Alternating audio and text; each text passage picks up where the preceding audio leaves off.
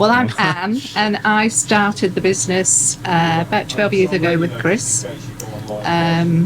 You weren't quite old enough then, but you used to say, I'm never going to get into coffee, I'm not going to do this, I'm never going to do coffee. When I was young and didn't like it. Yeah. So we started in our kitchen at home, but we were doing for family, friends, charity events, things like that, and we started doing the local market. We got our first commercial customer, and then a second quite close after, soon after. Which meant we had to roast overnight because 1 kilo of coffee doesn't give you a kilo back. And then we thought, gosh, are we going to do this? What are we going to do? We were both looking for something else to do. Someone said to me, why don't you roast coffee commercially? And we thought, well, who does that? I don't know anyone that roasts coffee. So we thought we'd give it a go. We got a slightly bigger machine in a room at the end of our house that probably was a garage at one time. Cut a big hole in the roof, stuck a flue pipe up, and there we were for 2 years. Did a course in a beautiful place called Mill Valley, just out of San Francisco, at a boot camp. I did an advanced roasting course there. And it was really just to make sure we were on the right track. My importer, Simon Wakefield, I've got to mention him because he's a brilliant company. Simon said to me, just don't worry about it. Don't worry about books. Do something that you like and find some customers that like it too. Just do what you enjoy, what you like. And we've pretty much done that. All the trends that come and go in coffee, we go down the light roast, we pull back a bit. Now Will's on board, we're going a bit lighter again, aren't we? I prefer the lighter stuff. 2010 we started just playing at it in the kitchen. Anne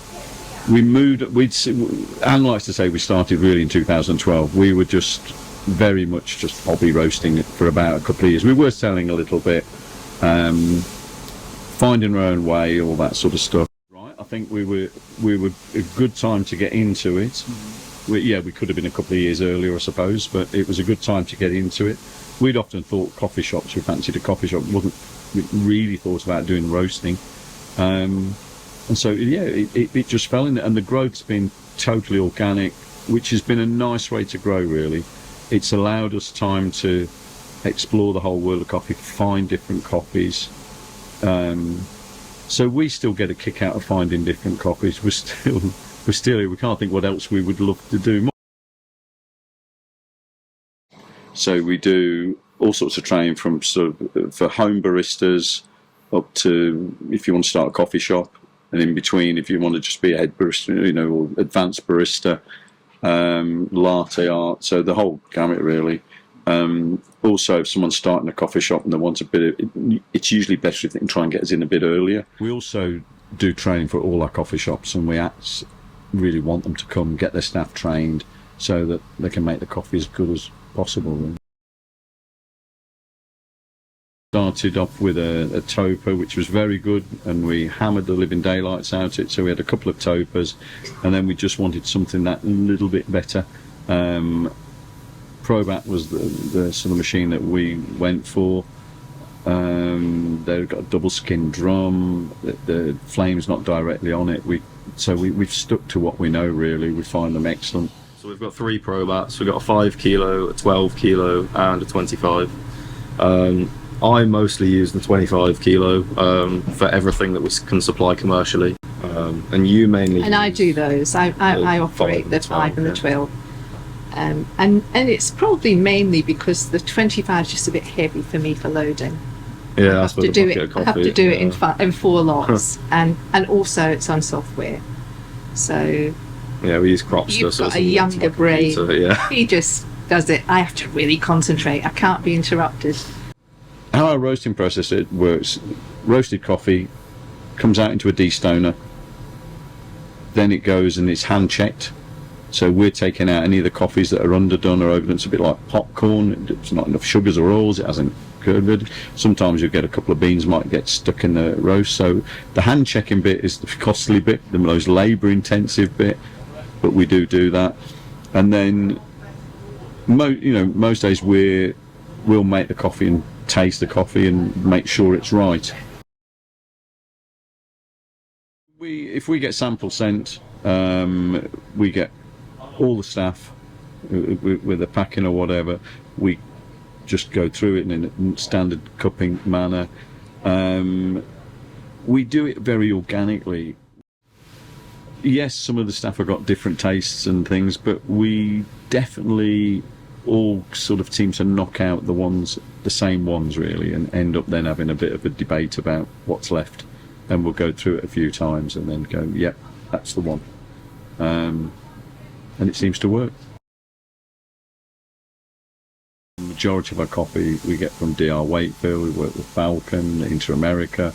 It depends on the coffees where they're from. If it's some of the Ethiopian ones, we'll get those in.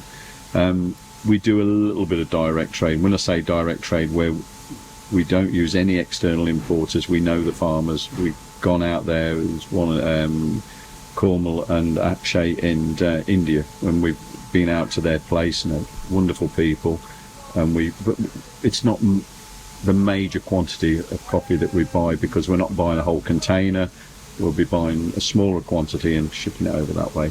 But generally speaking, it's mostly through our importers, and we do go and meet the growers through our importers. The importers will make a connection with us, and we'll go out and meet the importers that way. Do you know what I'd have to say? Yeah, dry processed. I really love them. The reason I hesitated is I can't say they're always the best for espresso machines.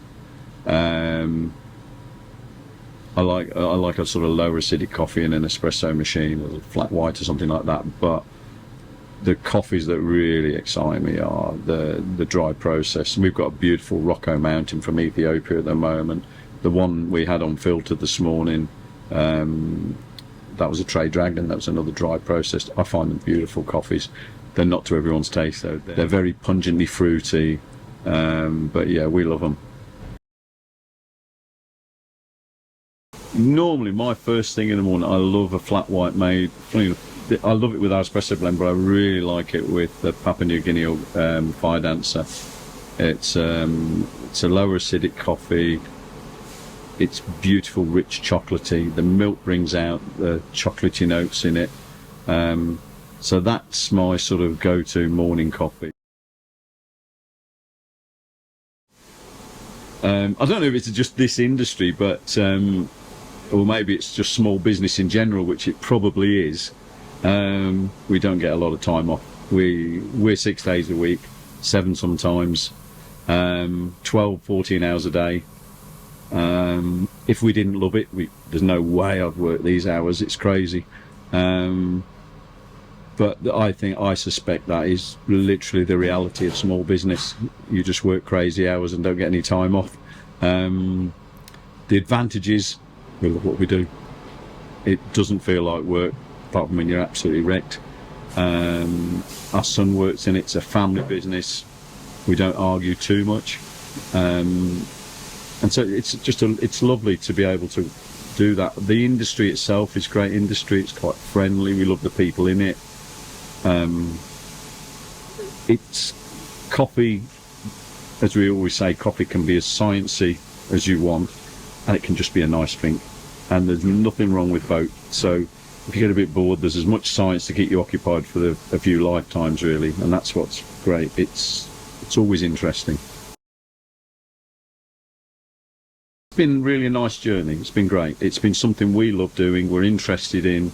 It's every day's an exploration, trying to find a new coffee, and it's something I can't believe we're doing, really.